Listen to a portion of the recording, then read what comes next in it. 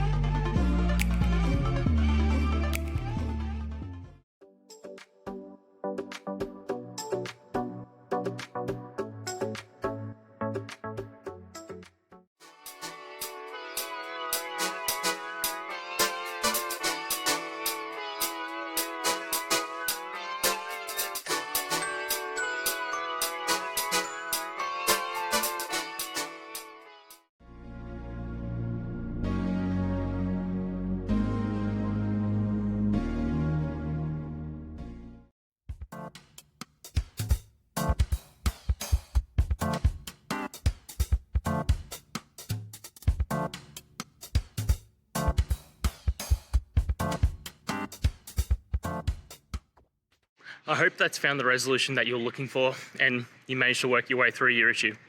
Please, if it did help, hit subscribe. I'd really appreciate it. And until the next technical time you need help, have a good one.